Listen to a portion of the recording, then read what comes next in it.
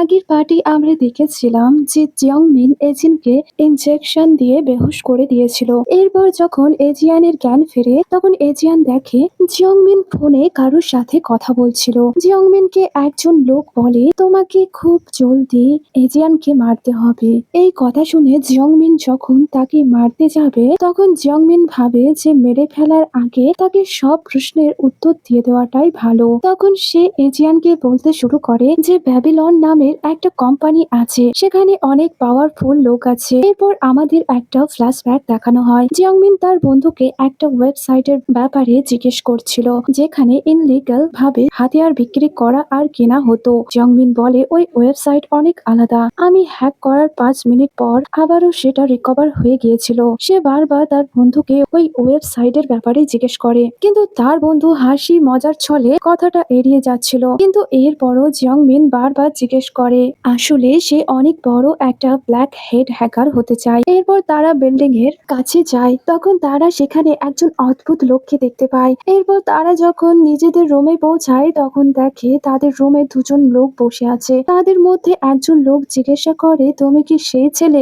যে মোর help website কে hack করেছিলে? আসলে তারা ব্যাবিলন কোম্পানির লোক ছিল। সেই কোম্পানির হেড জ্যাক তাদের দুজনকে কিছু সময় দেয় আর বলে তোমাদের মধ্যে থেকে যে এই ওয়েবসাইট হ্যাক করতে পারবে সেই বেঁচে যাবে আর অন্যজন মারা যাবে। তখন জিয়ংমিন আর তার বন্ধু পুরো শক্তি আর বুদ্ধি দিয়ে কাজ করতে শুরু করে, কিন্তু তাদের মধ্যে থেকে শুধু জিয়ংমিনই এই কাজটি করতে পারে। কিন্তু জিয়ংমিনের বন্ধু সময়ের মধ্যে কাজটি করতে পারে না, তাই ওই লোক জিয়ংমিনের বন্ধুকে মেরে ফেলে। এখানে আশ্চর্য ব্যাপার হলো যে তার বন্ধু মারা যাওয়ার জন্য সে একটুও কষ্ট পায়নি, বরং সে তার যোগ্যতা দেখে খুশি হচ্ছিল।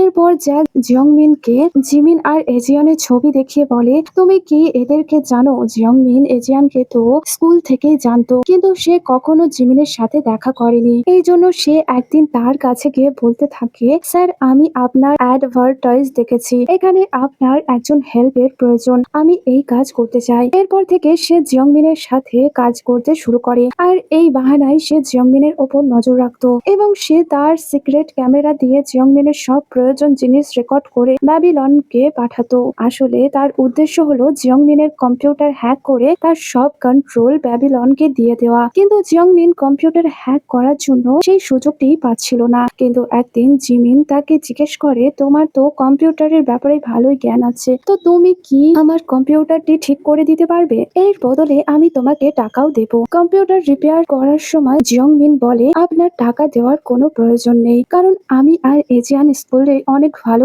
বন্ধু ছিলাম। জিমিন তাকে জিজ্ঞাসা করে এজিয়ান তো ছোটবেলায় অনেক ইন্ট্রোভার্ট ছিল, তাই তার কোনো বন্ধু ছিল না, তাহলে তোমরা বন্ধু হলে কিভাবে? যাই হোক জিমিন জিয়ংমিনের দিকে এত নজর দেয় না আর সেখান থেকে চলে যায়। এরপর সুযোগ পেয়ে জিয়ংমিন তার কম্পিউটার হ্যাক করে নেয়, কিন্তু আমরা দেখি সেখানে একটা ক্যামেরা লাগানো ছিল আর ওই দিক থেকে এই সব কিছু ব্রাদার দেখছিল। তাই এমনও হতে পারে যে জিমিন এই সব ব্যাপারে সবকিছু জানে। আর যখন জিয়ংমিন তার কম্পিউটারের ব্যবহার করে তখন ওই ওয়েবসাইটের আইডির পাসওয়ার্ড জিয়ংমিন জানতে পেরে যায়। এই সব শোনার পর ব্যাবিলন অনেক খুশি হয়ে যায় আর সেই সময় জিয়ংমিনের বাড়ি চলে আসে। কিন্তু ওই লোক তো জিয়ংমিনকে দিয়ে কাজ করিয়ে তাকে মারতে চেয়েছিল, কিন্তু তখনই জিয়ংমিন বলে যদি তুমি আমাকে মেরে ফেলো তাহলে আমি যা কিছু করেছি সবকিছু রিসেট হয়ে যাবে। কিন্তু এরপরও সে জিয়ংমিনকে মারতে চাইলে তখন জিয়ংমিন বলে তোমার তো তার অস্ত্র চাই তাই না? এই সব কিছু পাওয়ার জন্য আমার কাছে একটা ভালো আইডিয়া আছে।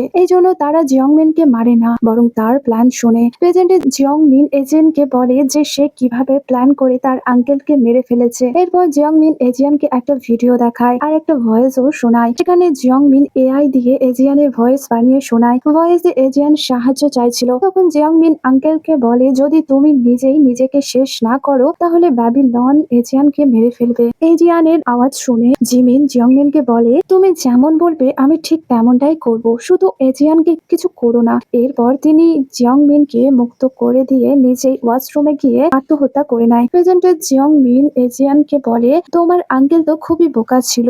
এজিয়ান তার আঙ্কেলের এমন ভিডিও দেখে অনেক কষ্ট পায়, কিন্তু এরপরও সে হেসে জিয়ংমিনকে বলে ব্যাবিলনের লোকেরা তোকে দিয়ে কাজ করিয়েছে ঠিকই, কিন্তু পরে তোকে ওরাও মেরে ফেলবে আর মিনহি আমাকে বাঁচানোর জন্য তোকে সবার প্রথমে মারবে। এজিয়ানের এই কথা শুনে জিয়ংমিনের একটু ভয় হতে থাকে, এই জন্য সে তাড়াতাড়ি এজিয়ানকে মারতে চাইছিল। ঠিক তখনই এজিয়ান তার ফাইটিং স্কিল ব্যবহার করে জিয়ংমিনের হাল খারাপ করে দেয় এবং সুযোগ পেয়ে সে তার হাত থেকে মুক্ত হয়ে যায়। তখনই এজিয়ানে তার আঙ্কেলের কথা মনে পড়ে যে বিপদের সময় নিজেকে বাঁচানোর জন্য তোমার আশেপাশে যা থাকবে সেই জিনিস ব্যবহার করবে। এই জন্য এজিয়ান সেখানে জিয়ংমিনের জন্য একটা ফাঁদ পাতে। যখনই জিয়ংমিন সামনে আসে তখনই জিয়ংমিন দড়িতে পা আটকে উল্টে যায়। এরপর এজিয়ান তাকে এতটাই মারে যে সে খুব তাড়াতাড়ি বেহুশ হয়ে যায়। এইদিকে ব্রাদার এসে মিনহিকে ওষুধ দেয়। তখন মিনহি ওষুধ দিয়ে তার আঘাতে ব্যান্ডেজ করে। ব্রাদার মিনহিকে বলে বস বলেছিল যে এই অ্যাটাক যে কোনো সময় হতে পারে। এই জন্য ব্রাদার একটা হাতুড়ি দিয়ে সেখানকার একটা দেওয়াল ভেঙে ফেলে এবং সেখানে অনেক গোলা বারুদ ছিল, মানে জিয়ংমিন ব্যবহার করার জন্য জায়গায় জায়গায় হাতিয়ার রেখেছিল। অন্যদিকে লি সাহায্য করার জন্য অনেক লোক ডেকে আনে, কারণ তার মনে হচ্ছিল যে তার পাঠানো লোকেদের মিনহি মেরে ফেলেছে। তারা তাদের সাথে একটা ডগ রোবটও নিয়ে এসেছিল। সেটাকে প্রথমে দেখতে খুবই দুর্বল মনে হলেও কিন্তু যখন লি ডগ রোবটের পাওয়ার দেখে তখন সেও হতবাক হয়ে যায়। এরপর ওই দ্বিতীয় গ্রুপও এজিয়ানকে মারার জন্য তার বাড়ি দিকে যেতে থাকে, কিন্তু অন্যদিকে মিনহিও তাদের আসার জন্যই অপেক্ষা করছিল। তখন ব্রাদার বলে বাড়িটা বাইরে থেকে দেখে একদম নর্মাল বাড়ি মনে হলেও এটা এমন ভাবে তৈরি করা হয়েছে যাতে কেউ ভেতরে না আসতে পারে। তখনই বাড়ির জানালা দরজা মোটা মোটা দেওয়াল দিয়ে বন্ধ হতে থাকে, কিন্তু পুরোপুরি বন্ধ হওয়ার আগেই ওই রোবট ডগ তাদের সবার জন্য দরজা বন্ধ হওয়া থেকে আটকে দেয়। যখন তারা ভেতরে যায় তখন তারা সেখানে কাউকে দেখতে পায় না, কারণ মিনহি আর ব্রাদার অন্য একটা লোহার দেওয়ালের পেছনে ছিল। অন্যদিকে এজিয়ান বুঝতে পারে না যে সে এখন কি করবে। তখন সে ওই হেড ওভার বই পড়ে যেখানে জিমিন বলেছিল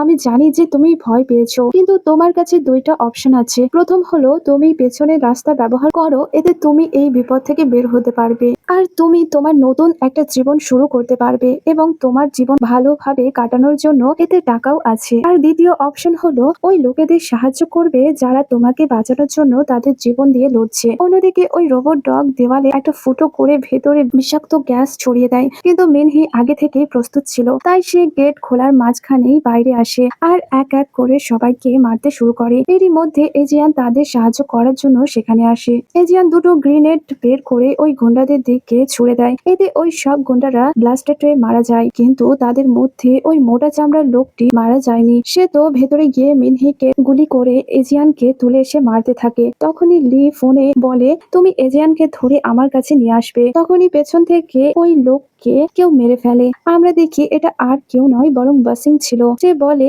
এজিয়ান তুমি তৈরি হয়ে যাও, বেল ফিরে এসেছে, কারণ এটা ওই লোক যে তোমার বাবা মাকে মেরে ফেলেছিল।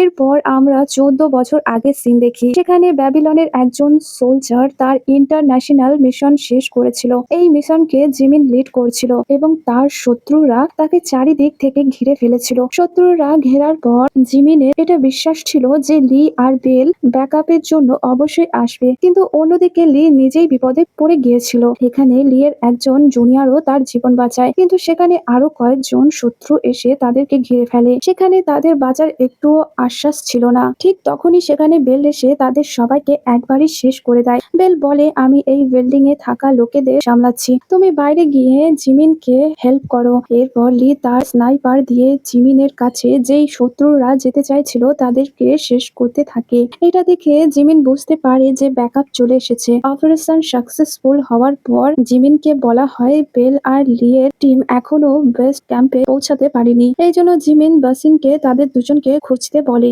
এইদিকে বেল একটা বিল্ডিং এর ভেতরে ছিল, সেখানে সিভিলিয়ারও উপস্থিত ছিল আর তারা বেলের কাছে সাহায্য চায়, কিন্তু বেল এতটাই নির্দয় ছিল যে সে তাদেরকেও মেরে ফেলে। তখনই সেখানে লি আর তার জুনিয়র আসে। জুনিয়রের এটা ভালো লাগে না যে বেল মিশনের মাধ্যমে নিরপরাধ লোকেদের মেরে ফেলছে, তো এই কথা গোপন রাখার জন্য লি তার জুনিয়রকেও মেরে ফেলে। তখন জানা যায় লি বেলের হয়ে কাজ করে। গুলির আওয়াজ শুনতে পেয়ে যখন জিমিন সেখানে আসে তখন লি তাকে মিথ্যে বলে যে বেচারা জুনিয়র বাঁচাতে গিয়ে মারা গিয়েছে। এরই মধ্যে একজন বাচ্চা হাতে বন্দুক নিয়ে সামনে আসে। তখন বেল কোনো কিছু না ভেবেই বাচ্চাটিকেও মেরে ফেলে। এটা দেখে জিমিন অবাক হয়ে যায়। এরপর কোর্টে কেস চালানো হয় যে অপারেশনের সময় বেল অপারেশনের এরিয়া থেকে দূরে উপস্থিত থাকা সাধারণ লোকেদের মেরে ফেলেছে। এটা তো রুলস এর এগেনস্টে। এরপর লি কে ডেকে যখন এই বিষয়ে জিজ্ঞেস করা হয় তখন সে নিষেধ করে দেয় এবং বলে যে আমি সেখানে কোনো সিভিলিয়ারকেই দেখিনি, বরং আমরা সেখান থেকে খুবই কষ্টে বেঁচে ফিরেছি। এরপর জিমিনকে এই বিষয়ে জিজ্ঞেস করা হলে তখন সেও নিষেধ করে দেয়। প্রমাণ না পাওয়ায় বেলকে ছেড়ে দেওয়া হয়। আসলে জিমিন জানে বেল এই সব ইচ্ছা করেই করেছে এবং তার জুনিয়রকে সেই মেরেছে, কারণ তার মাথায় যেই গুলিটি লেগেছিল সেটা বেলের গুলির সাথে ম্যাচ করেছিল। এই খবর সে ব্যাবিলনের হেড জ্যাককে জানিয়েছিল যে বেল লোকেদেরকে মারতে অনেক মজা পায়, এই জন্য আমি তার সাথে কাজ করতে চাই না। তখন জ্যাক বলে, তুমি আর বেল আমার কাছে বিশেষ একজন, আমি তোমাদের মধ্যে কাউকে হারাতে চাই না। তখন জিয়ংমিন একটা শর্ত রাখে, আজকের পর থেকে বেলকে আমার মিশনে কখনো পাঠানো যাবে না। কিন্তু জ্যাক তাকে বলে, এই শেষ মিশন, তুমি বেলের সাথে কাজ করো, কারণ এই মিশন অনেক বড় ড্রাগ সাপ্লাইয়ের। এরপর পুরো টিম লাউরের উদ্দেশ্যে বের হয়ে যায়। যাওয়ার আগে জিমিন বেলকে বলে, তুমি সেখানে গিয়ে কোনো বিপদ ডেকে আনবে না। তো আজকের পার্টটি এতটাই। পরের পার্টটি দেখার জন্য অবশ্যই আমার চ্যানেলের সাথে কানেক্ট থেকো।